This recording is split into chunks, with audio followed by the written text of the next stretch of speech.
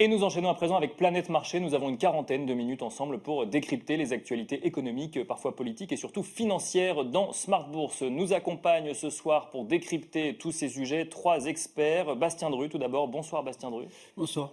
Vous êtes responsable des études et de la stratégie de CPRAM. On a le plaisir d'être avec également Julien-Pierre Nouhan. Bonsoir Julien-Pierre Nouhan. Bonsoir.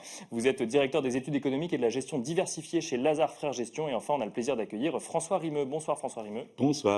Vous êtes stratégiste senior chez Crédit Mutuel Asset Management. On va commencer avec vous, Bastien Drue, pour revenir sur cette décision de politique monétaire de la BCE. Quand on suit les marchés, on a l'impression qu'il n'y a pas de surprise, puisqu'effectivement on l'attendait, cette baisse de taux. Il n'y a pas tellement de révision, que ce soit un petit peu en matière d'inflation, mais pas tellement en matière de croissance de la Banque Centrale Européenne. Et pour autant, on a l'impression que le ton laisse entendre quand même qu'on laisse ensuite la place pour les prochains mois à beaucoup plus d'incertitudes, en tout cas vu par la BCE.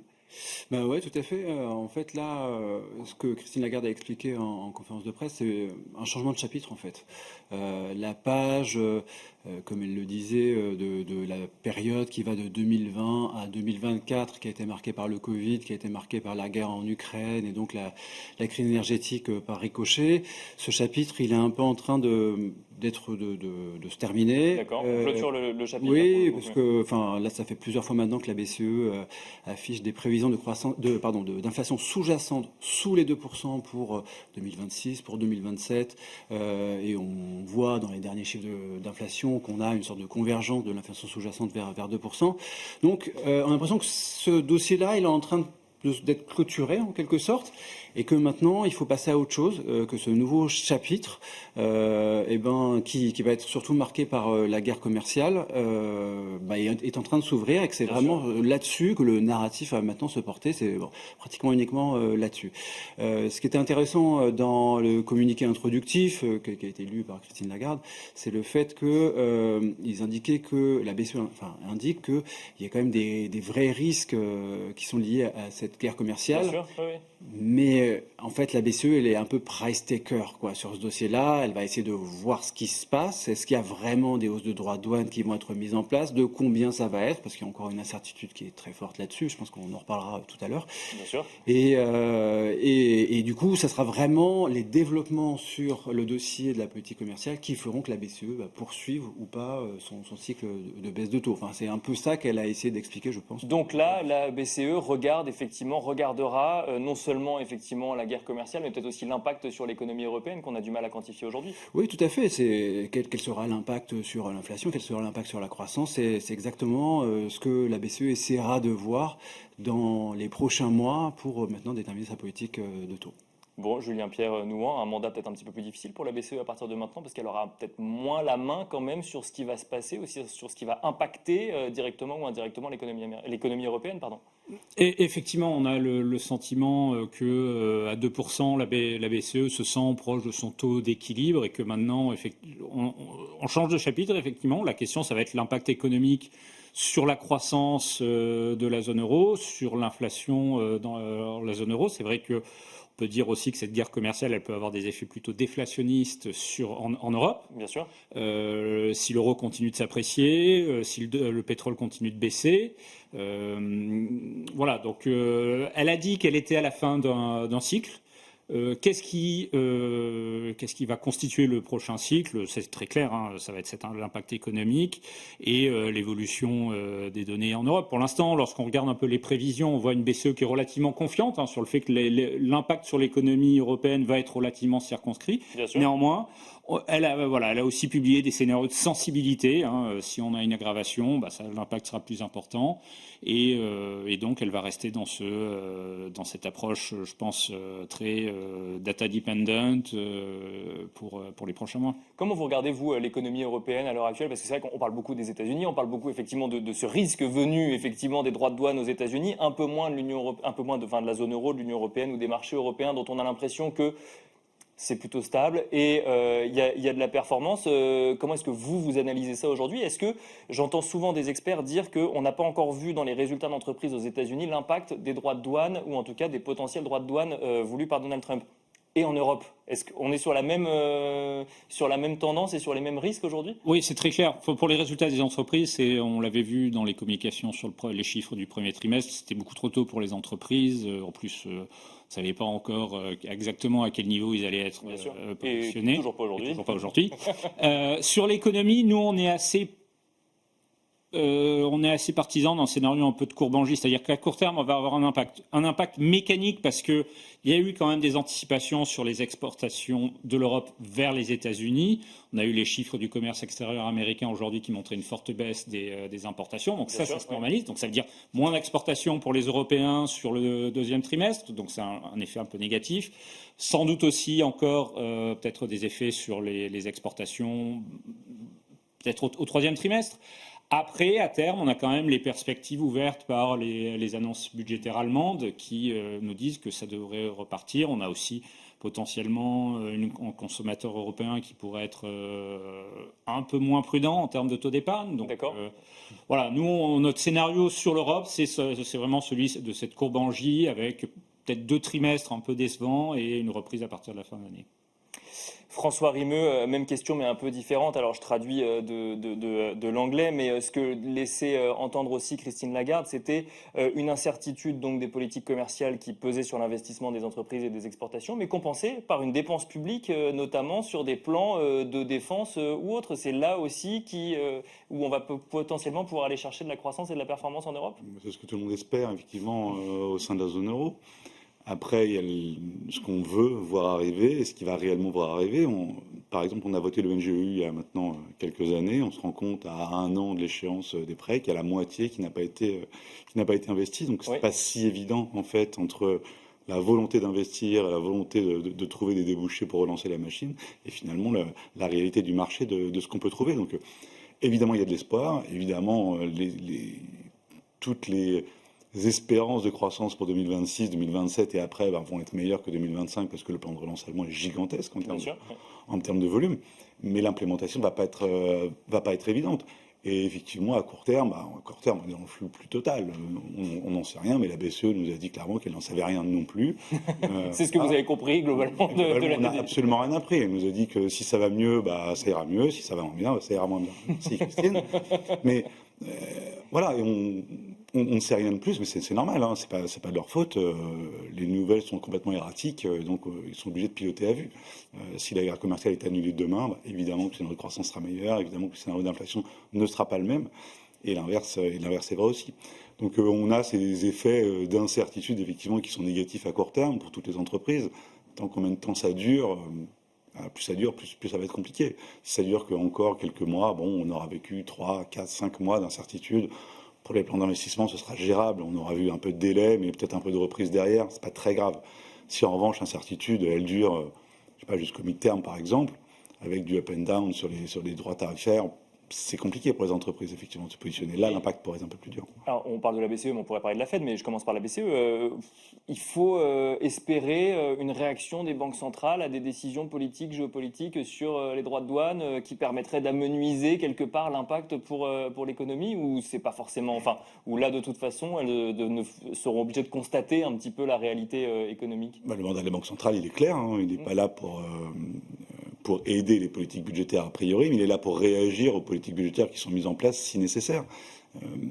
Et dans tous les cas, donc, si on reprend le rôle de la Fed, par exemple, son rôle, c'est à la fois la croissance, à la fois le taux de chômage, à la fois l'inflation et à la fois la stabilité financière. Donc on peut imaginer quantité de scénarios où la Fed sera obligée d'intervenir en raison de décisions de politique budgétaire, que ce soit pour garantir une certaine stabilité financière du marché ou autre. Mais en revanche, elle n'est pas là pour l'aider. Powell a été très clair là-dessus. Son mandat, il est indépendant. Ça a été confirmé par une cour indépendante. Donc, il n'y a pas de débat là-dessus. Powell ne va pas l'aider s'il pense que le risque inflationniste existe. Et il existe. Hein, quand on regarde toutes les sous-composantes de PMI, ISM, etc., on voit bien que les prix payés augmentent. On voit bien dans les fixings d'inflation qu'on s'attend à une hausse à 3 plus d'inflation aux États-Unis pour le S2. Il n'y a pas de raison pour Powell de bouger, surtout sachant la véracité des soft data sur les 2 dernières années. On voit bien qu'il y a des doutes sur la qualité des enquêtes. Donc, tant qu'il ne voit pas réellement l'économie réelle qui souffre, il ne bougera pas une oreille. Et il a raison. Donc, on est dans ce scénario-là, effectivement, la Fed ne va pas l'aider a priori, et la BCE réagira de la même façon ex post.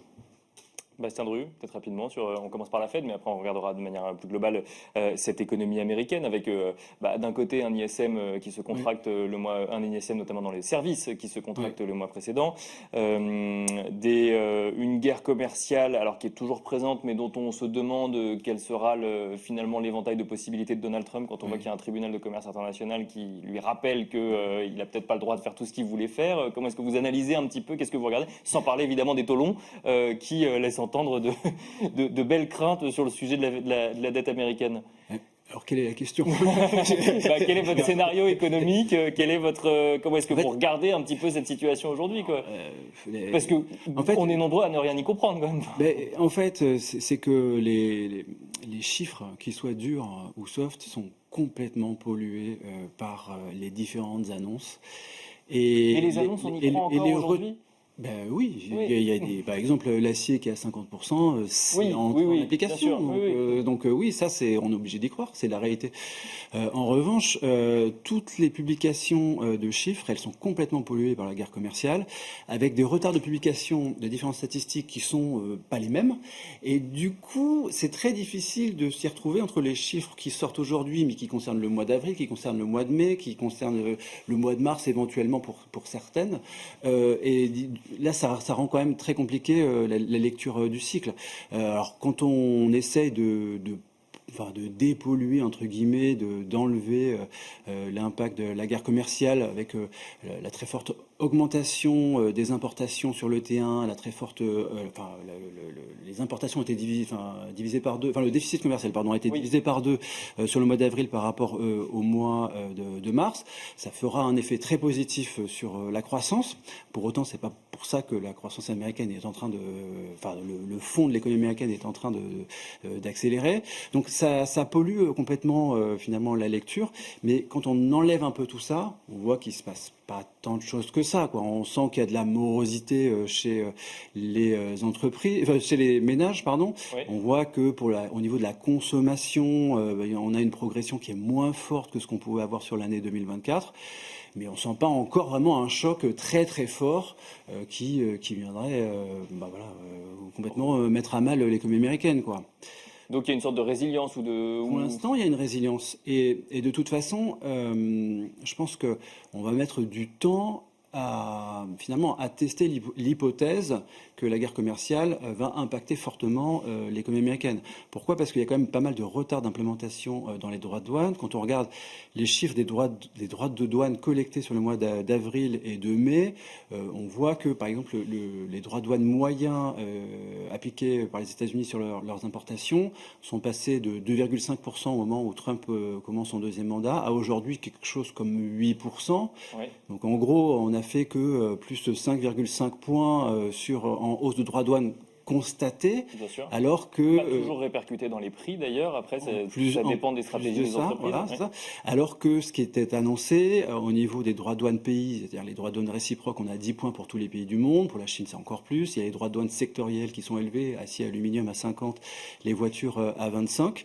On aurait pu s'attendre à quelque chose de beaucoup plus fort, mais en réalité il y a une sorte de retard d'implémentation qui fait que finalement oui, les droits de douane ont augmenté pour le moment, mais peut-être pas encore suffisamment pour venir perturber franchement l'économie américaine, quoi, et le consommateur américain. Donc oui, on en parle énormément, on fait que ça toute la journée. Et on va continuer d'ailleurs. Mais en fait, pour l'instant, c'est pas encore aussi fort que ça, ce qui est arrivé dans la réalité, quoi. Et même si, alors effectivement, il y a les effets d'annonce, il y a les contre-annonces, il y a les pauses. Oui. D'ailleurs, on peut se poser la question de savoir ce qui arrivera après le 9 juillet, mais il y a quand même aussi des entreprises qui doivent gérer ça au quotidien dans les importations, les devis envoyés ou autres. Et ça, ce que vous dites, c'est que finalement, aux États-Unis, l'impact est limité. Pour l'instant. En tout cas, pour l'aspect de consommation, oui. Pour l'instant, on ne voit pas encore un impact qui est très fort. C'est un peu moins vrai pour les entreprises. On sent quand même qu'il y a plus de réticence à investir. Il y a plus de retenue finalement dans les plans d'investissement, peut-être aussi dans les embauches avec le chiffre ADP qui est sorti hier avec seulement 37 000 créations d'emplois dans le secteur privé. Bon, il se passe quand même quelque chose. Donc là, on le sent. Pour l'instant, on freine un peu, quoi, si je comprends bien. Ouais, Voilà, les c'est ça, mais investissements. il y a aussi vraiment un attentisme des entreprises américaines. Est-ce que tout ça va durer, pas durer, dans quelle proportion? Donc, pour l'instant, voilà, c'est un peu l'attentisme qui prédomine. Julien-Pierre Nouhan, alors dans les marchés financiers américains, on a vu en début de semaine, ou en fin de semaine dernière, pardon, Donald Trump qui s'énervait un petit peu parce qu'on parlait de taco trade, qui laissait entendre que finalement il pouvait dire ce qu'il voulait, c'était pas très grave puisque on allait avoir l'inverse quelques jours après. Quand on regarde les entreprises américaines, effectivement au premier trimestre on n'a pas vu tellement d'impact, mais est-ce qu'il faut s'attendre quand même à des situations plus difficiles au deuxième ou au troisième trimestre? Est-ce que c'est quelque chose qui vous inquiète ou que vous regardez particulièrement aux États-Unis? Oui, probablement. Alors déjà sur les résultats des entreprises, ce qui est intéressant, c'est de regarder par exemple le S&P équipondéré, donc qui gomme un peu l'impact des Magnificent Seven sur les résultats, et on a des révisions qui ont été quand même beaucoup plus importantes que sur le S&P tel quel, Ouais. ou avec une croissance qui était attendue des résultats pour des entreprises qui étaient attendues en début d'année autour de 12%, on est descendu à 2%, et probablement qu'on aura encore des révisions en baisse parce que voilà, il y a des délais d'implémentation, comme Bastien l'a dit. On épuise d'abord les stocks avant de mettre en rayon les nouveaux produits. Bien sûr. au Et puis nouveau les stocks, prix. on en a fait effectivement On a fait avant. des stocks avant, donc la clé, ça va être cet été. En gros, moi je pense que la situation du consommateur américain, elle se résume avec, si vous regardez un graphique avec la croissance des revenus d'activité des ménages qui sont en train de ralentir et l'inflation. Si l'inflation accélère relativement peu et donc reste en dessous des revenus des ménages, eh bien on aura sans doute un ralentissement, mais pas de basculement très fort. Si après les prix augmentent suffisamment pour causer des pertes de pouvoir d'achat des ménages, ben là la dynamique sera beaucoup plus compliquée. La consommation, ça a vraiment été le secteur de la demande aux États-Unis qui a bien résisté. Ouais. Si vous regardez l'investissement et que vous enlevez, on va dire, la thématique intelligence artificielle data center, c'est plutôt morose. Et les enquêtes, effectivement, disent que les entreprises ont plutôt révisé un peu à la baisse leurs prévisions d'investissement. Et au niveau notamment de l'immobilier, on commence à voir des stocks de logements à vendre très élevés, des prix qui ont commencé à baisser, donc une dynamique de l'immobilier qui peut être aussi plus compliquée aux États-Unis avec des taux longs, des taux élevés qui continuent de produire leur effet. Hein. C'est vrai que pendant les premiers temps, les gens bénéficiaient du fait qu'ils avaient renouvelé leur mortgage à des taux très bas. Eh bien, 3 ans plus tard, des événements de vie font qu'il faut vendre et donc vous perdez. Voilà, et donc. Voilà, on est quand même, je pense, dans une phase où les prochains mois vont nous dire si l'économie américaine résiste encore, comme elle l'a fait de manière assez exceptionnelle sur les 2 dernières années, ou finit par ralentir de manière plus notable. Et là, on sait que ça peut, il y a des non-linéarités qui peuvent se mettre en place et faire basculer en récession. François Rimeux, alors Julien-Pierre Nouhan disait effectivement c'est cet été que ça va jouer. Hier, les invités de Smart Bourse étaient même jusqu'à dire ne partez pas en vacances, il va falloir regarder de très près ce qui se passe sur les marchés cet été. C'est vraiment là, on a une sorte de... on s'attend à ce qu'après quoi, le 9 juillet, alors, il y a peut-être effectivement cette échéance-là de la pause des droits de douane, mais après aussi effectivement peut-être on verra l'impact concret sur le consommateur et sur les entreprises cet été aux États-Unis ou en Europe. C'est exactement ce que vous disiez tout à l'heure, c'est que ça va se faire petit à petit cet impact-là. Le restocking fait que on n'a pas encore vu beaucoup d'impact de cette guerre commerciale et il va à un moment falloir choisir les entreprises, soit augmenter les prix, soit compresser les marges. Donc en fonction des secteurs, on n'aura pas forcément la même réponse exacte. Entre les biens et les services, pas forcément la même réponse à attendre. Et donc oui, si on prend le calendrier, les 3-4 prochains mois qui viennent, normalement, on va commencer à avoir des vrais effets de cette guerre commerciale, encore une fois, si ce qui est en place aujourd'hui reste vrai dans les 3-4 mois qui viennent. Donc, et l'échéance du 9 juillet, quand on la regarde avec oui, aujourd'hui, importance mais elle peut changer demain. Donc, oui, c'est ça, c'est pour ça que je pose la question. Donc le 9 juillet appartient, aujourd'hui il semble important, mais bon, ça a été déjà décalé pour la Chine en août, donc ça pourrait être décalé n'importe quand. Donc aujourd'hui c'est le 9 juillet, donc Pourquoi pas, mais on verra. On n'a aucune certitude là-dessus. Mais normalement, graduellement, on va voir effectivement l'impact, soit prix, soit marge.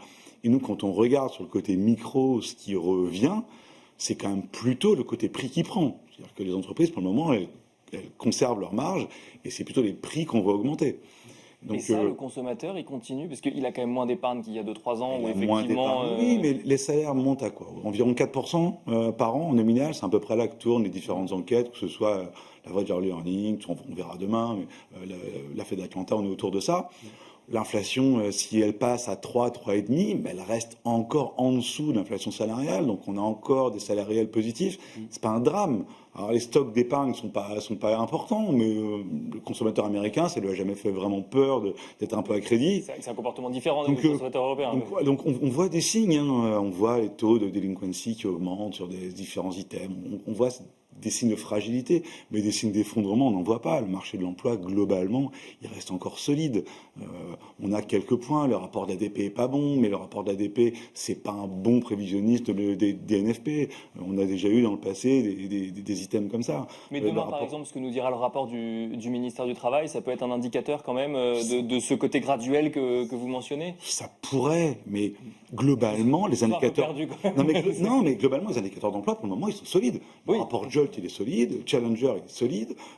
Globalement, il n'y a pas de drame du tout sur les indicateurs d'emploi pour le moment. Et c'est pas illogique. La stratégie migratoire Trump aussi fait peser à un moment un problème sur un certain nombre de secteurs qui font que le marché de l'emploi, il peut être structurellement serré alors même que l'économie va pas forcément hyper bien. Donc on va avoir des impacts, mais l'impact, à mon avis, directement, il sera plus visible sur l'inflation qu'ailleurs, en tout cas à court terme. Je pense que les sociétés vont d'abord essayer de sauver leur marge. Je pose ma question différemment parce que vous m'avez répondu en disant ça pourrait ou autre. Est-ce que ça veut dire que du coup, il y a un scénario où ça se passe bien et où on a un choc inflationniste maîtrisé, voire nul Il faut considérer les choses dans leur ensemble. Trump, il a mis des tarifs d'un côté, il a fait une stratégie migratoire de l'autre, et il met en place des baisses de taxes de l'autre côté. Donc si on prend les choses dans leur ensemble, et s'il fait passer des baisses de taxes, et si le marché accepte les déficits publics importants américains, ce qui est un autre sujet, on peut très bien avoir un impact global pour le consommateur qui est j'ai des prix plus élevés, mais j'ai des taxes plus faibles, et donc finalement, all-in, je m'y retrouve et la consommation tient. Et comme en face de ça, j'ai les stratégies migratoires qui font que j'ai un bassin d'emploi qui ne croît pas, finalement, le taux de chômage reste peu ou prou égal. Et donc finalement, la question centrale, c'est presque de savoir si les marchés vont accepter des déficits supérieurs derrière. Et ça, c'est une question, enfin c'est la question à $1 million aujourd'hui. C'est la question qu'on peut se poser maintenant. Voilà. Effectivement, c'est en débat actuellement au Sénat aux États-Unis, en tout cas sur les crédits d'impôt. Là, clairement, il y a un risque. Il y a un risque pour plein de raisons. Normalement, qui dit déficit important, dit prime de terme importante. On voit que les primes de terme augmentent depuis 3, 4, 5 ans. On retrouve une relation classique entre déficit et prime de terme qu'on avait un peu perdu post-2008 parce qu'on n'avait pas d'inflation et du QE. Et cette relation-là, elle est dangereuse, parce qu'il n'y a aucun sérieux budgétaire aux États-Unis. Pas qu'aux États-Unis d'ailleurs, hein. On est bien placé en France pour le savoir. Il n'y a aucun sérieux budgétaire globalement, on va dire, mis à part quelques exceptions, mais même en Allemagne, on sort un peu de ça. Et donc, qui dit non-sérieux budgétaire, dit prime de terme plus importante, dit quantification des courbes, et dit à un moment que l'arbitre, in fine, des dépenses possibles, c'est le marché obligataire. Et c'est ça, c'est presque ça en fait la question la plus centrale aujourd'hui de notre point de vue. Bastien Drue, le marché obligataire, il donne clairement son avis en ce moment sur ces nouvelles, que ce soit sur ces crédits d'impôt et sur ces nouvelles. Je voulais compléter ce que disait François sur parce que je suis complètement d'accord avec ce que tu disais, sur le choc d'inflation. Le choc d'inflation, on aura peut-être 1 point d'inflation supplémentaire. On montrait aller à 3 ou à 3,5. Ça n'a rien à voir avec le choc de 2002. En 2002, le choc d'inflation, c'était 9%. Donc, le choc sur le consommateur, il est quand même moins fort qu'à l'époque. En plus de ça, on parlait de stock d'épargne. Alors, c'est vrai que le stock d'épargne a beaucoup baissé. Néanmoins, on vient de vivre quand même 2 années pendant lesquelles les marchés actions ont progressé de 40-50%. Là, ils sont revenus à peu près au niveau de début d'année. Ce qui fait quand même des effets patrimoniaux qui sont extrêmement importants pour les ménages américains. Et donc, ça n'impliquerait pas un choc très très fort sur les ménages, quoi. Donc, on s'attendrait pas à ce que la consommation, tout d'un coup, elle baisse, alors que leur patrimoine, il vient d'augmenter très sensiblement. Alors, je reviens à votre question, je suis désolé. sur effectivement les taux longs et sur ces marchés obligataires. Et alors là, Parce qu'il y a cette idée, alors peut-être je caricature, mais il y avait cette idée quand même de effectivement, on a des dépenses fiscales conséquentes en étant des crédits d'impôt et les droits de douane viendront financer en partie ce que le consommateur américain ne finance pas. Puis on se rend compte que là, le scénario est peut-être pas exactement celui-là et ça inquiète du coup les marchés obligataires. Alors, il y a une énorme incertitude sur les deux, de toute façon, sur la Big Beautiful Bill et à la fois sur les revenus qui seront tirés des droits de douane parce que est-ce que on va rester à ce niveau-là, est-ce qu'on va pas rester à ce niveau-là. Enfin bref, il y a une énorme incertitude. Et après, sur la Big Beautiful Bill telle qu'elle est construite pour le moment par la Chambre des représentants, et c'est pas cette version-là qui passera parce qu'il faut qu'ils se mettent d'accord avec les sénateurs, donc la version finale sera, si elle passe, cette loi très très différente. Mais pour le moment, on voit vraiment une concentration des déficits sur 2026, 2027 et 2028. Bon, comme par hasard, c'est le mandat de Donald Trump. Voilà.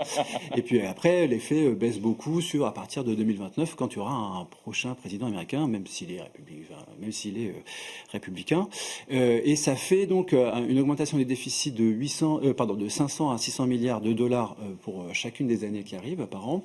Et ça fait 2 points de PIB, quoi. Donc on est déjà à 7% du PIB de déficit aux États-Unis, donc c'est déjà très élevé. Et en fait, là, on est vraiment dans l'inconnu, en fait, parce que oui, les États-Unis ont déjà eu des déficits qui sont aussi élevés dans l'histoire, pendant la Deuxième Guerre mondiale, pendant la crise Covid, pendant la grande crise financière de 2008. Donc c'est déjà arrivé, mais c'était des époques où il y avait un soutien monétaire, en fait. Pendant la Deuxième Guerre mondiale, il y avait le contrôle de la courbe des taux par la Fed, qui était un peu imposé par le Trésor américain. Pendant la crise financière de 2008 et puis ensuite la crise Covid, la Fed baisse ses taux à zéro et fait du quantitative easing. Aujourd'hui, on a une politique monétaire. Et surtout, vous citez quand même 3 événements qui sont particulièrement dramatiques et exceptionnels. Alors déjà, c'était des déficits qui étaient très élevés parce que on était en période de crise. Aujourd'hui, on n'est pas les États-Unis ne connaissent pas une crise économique, à moins qu'on ait raté tous quelque chose d'énorme. Mais les États-Unis ont un chômage qui est à 4,2%, donc on ne peut pas qualifier ça de crise économique. Et on n'a jamais vu donc une telle dichotomie entre le taux de chômage et les déficits. Et actuellement, donc, on a un déficit qui est très élevé sans récession, avec une politique monétaire que la Fed elle-même qualifie de restrictive. Quand même, les taux directeurs sont à 4,5%. Et il y a encore une petite couche de quantitative tightening avec la Fed qui remet un petit peu, même si c'est pas beaucoup, sur le marché des titres de trésor tous les mois.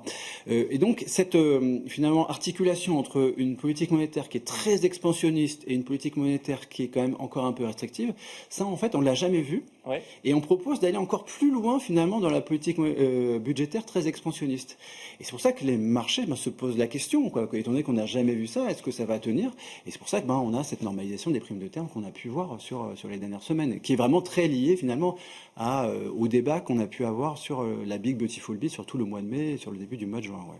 Julien Pierre-Nouan, avant de se demander ce qu'on fait quand on veut et doit investir sur les marchés, ce sujet obligataire américain, c'est le sujet d'inquiétude majeur aujourd'hui quand on est professionnel de l'investissement et qu'on suit les marchés où on aime aussi un peu se faire peur. J'entends des gens qui disent qu'on aime aussi un peu se faire peur sur les marchés et qu'effectivement il faut surveiller, mais que la situation... et que d'ailleurs, j'écoutais une interview qui disait c'est amusant, on est quand même très régulièrement autour du même niveau, comme s'il était presque piloté, comme si ces taux longs étaient presque pilotés. Qu'est-ce que vous analysez, vous ? Que c'est effectivement un niveau de déficit totalement inédit dans une économie quasiment au plein emploi. En fait, lorsqu'on regarde un peu les courbes, vous avez une très forte corrélation jusqu'en 2016 entre le déficit et le niveau du chômage, avec une politique budgétaire qui est contracyclique. Et depuis 2016, on a un déficit qui a beaucoup augmenté, alors perturbé aussi par le Covid, mais qui a arrêté de suivre globalement le cycle économique. Oui, bien sûr. Qui a appuie sur l'activité. Ça pose évidemment des questions. Donc, imaginons qu'on passe ce choc de droit de douane avec une économie qui reste relativement bien orientée, un marché du travail donc qui résiste. qui se retend probablement à un moment. Et effectivement, potentiellement, se repose à un moment, peut-être pas sur 25, mais sur 26, la question peut-être d'une Fed qui recommencerait à monter ses taux. D'accord. Et donc, ancrer un peu l'idée qu'on est dans une économie de taux élevés, avec un ratio d'endettement de l'économie américaine qui reste quand même extrêmement élevé. Hein. Sur les ménages, c'est relativement raisonnable, mais si vous prenez les entreprises, vous enlevez le pic Covid, on est quand même encore sur un niveau d'endettement très élevé. Donc oui, ça reste un sujet très important qui peut aussi se déboucler via la devise. Parce que on peut se dire, c'est un trésor qui émet de la dette, avec une banque centrale en face qui peut racheter de la dette si jamais il y a un dérapage des taux et qu'elle juge qu'il faut caper ces taux. Et là, vous posez la question de la confiance des investisseurs internationaux dans ces actifs, dans la devise. Oui, bien sûr. Et qu'est-ce qu'on fait quand on est investisseur européen et qu'on regarde ces sujets-là déjà on se pose vraiment la question parce qu'on le voit sur la période récente. Finalement, vous rachetiez des actions américaines en vous disant ça va rebondir. Avec la devise, vous reperdez une bonne partie de ce que vous pouvez gagner sur l'actif sous-jacent. Donc, on le voit, beaucoup d'investisseurs aujourd'hui se posent la question. Surtout, je disais que Morgan Stanley prévoyait une baisse de 10% du dollar sur le reste de l'année, sachant qu'on en a déjà perdu 10 depuis le pic du 13 janvier. Donc, ça veut dire que c'est une vraie inquiétude à l'heure actuelle. Ça peut, quelque part, vous pouvez aussi trouver des arguments pour dire que ça peut aller encore plus loin. La parité de pouvoir d'achat, qui, je rappelle, est ce taux de change qui équilibre le prix de panier de biens et services équivalents dans les deux économies. Vous avez des estimations qui sont autour de 1,30, voire 1,40, je crois, pour les chiffres de l'OCDE. Lorsque vous regardez les données sur très long terme, c'est une espèce de force de rappel. Donc là, le dollar a été beaucoup plus fort parce qu'il y avait toute l'attractivité du marché financier américain. Il y avait le différentiel de taux qui jouait aussi, et donc qui aidait la devise américaine. Voilà, est-ce qu'à un moment, on n'aura pas un grand mouvement de retour, d'affaiblissement du dollar? C'est envisageable. Et évidemment, ça doit être pris en compte par les investisseurs. Et quand on est investisseur européen, du coup, je reviens à ma question, qu'est-ce qu'on fait? On investit dans la défense européenne quand on voit que Rheinmetall intègre l'Eurostock 50 ou on regarde quand même les marchés américains mais avec un peu plus de prudence? On va du côté de la Chine? Rheinmetall, on fait son modèle de valorisation pour voir si, est-ce qu'on n'a pas déjà beaucoup fait de ce qui peut être envisageable. Mais c'est vrai que il y a la question de la devise, mais il y a aussi la question de la valorisation de l'actif sous-jacent. Aujourd'hui, vous regardez le marché américain. On reste sur des multiples qui sont revenus dans les 10% les plus élevés des 20 dernières années suivant les mesures. Les marchés américains sont chers.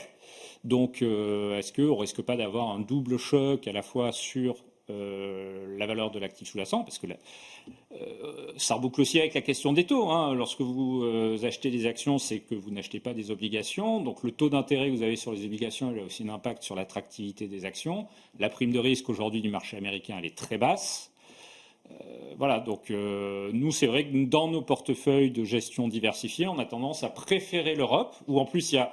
on sait qu'à court terme, ça va être un peu compliqué en termes de croissance, mais après, il y a cette perspective avec le plan allemand. On est sur des valorisations plus raisonnables aux actions américaines qui ont été un peu les darlings de tous les investisseurs internationaux pendant quelques années.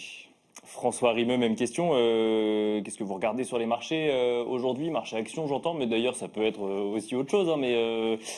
Comment est-ce que vous... On l'a déjà commenté sur le plateau Smart Bourse, mais Rheinmetall qui rentre dans l'Eurostock 50, qui sort Kering, une des valeurs du luxe. On a entendu pendant des années que c'était le moteur de la croissance, que le luxe était le moteur de la croissance, notamment sur le CAC 40. Ça doit quand même un petit peu alerter sur les tendances et les drivers de performance sur 2025-2026 sur les marchés, non? Ça alerte surtout sur ce que sont les priorités actuelles, et c'est plus la défense que du luxe, ce qui semble pas complètement délirant vu le contexte. Pour revenir sur la question de qu'est-ce qu'on fait aujourd'hui, je vais avoir une réponse un peu différente de mon camarade. Nous, on trouve que les primes de risque, elles sont évidemment, quand on les regarde sur l'indice, extrêmement faibles aux États-Unis, mais il y a des raisons pour ça. La qualité de l'indice n'a rien à voir avec celle qu'elle était dans le passé. on a fait des métriques où on compare le nombre de sociétés qui ont une croissance des earnings supérieure à 25% avec peu de dettes, etc. Enfin, différents critères. On se aperçoit que dans le passé, il y avait entre 0 et 5% d'indices qui correspondaient à ça. Aujourd'hui, on est à plus de 20%. Et ça s'explique principalement par la tech, enfin tech au sens large, hein, je compte Amazon qui n'est pas dans la tech, etc. Et donc la qualité des earnings, finalement, leur stabilité, le fait que ce soit finalement assez peu sensible au cycle, beaucoup moins que les grandes darlings précédentes, hein, l'énergie, les financières, etc., font que tant que cet état de fait continue, il y a une raison à la surcote des sociétés américaines qui s'explique quasi exclusivement par la tech au sens large, encore une fois, et que c'est pas parti pour s'arrêter demain. Ce sont entre guillemets, les nouveaux maîtres du monde, et c'est la réalité. Et donc, ces flux-là, ils vont pas s'arrêter demain. C'est presque l'histoire ancienne, mais malgré l'effet DeepSeek, quand on voit que Nvidia publie encore des résultats en hausse, grand moteur de la tech aux États-Unis, ce sera pareil, etc. Oui, la demande est dingue. On regarde les plans d'investissement qui sont faits, par exemple, sur tout ce qui est nouveau développement en zone euro, et quand on les compare à ce qui est fait par les hyperscalers américains.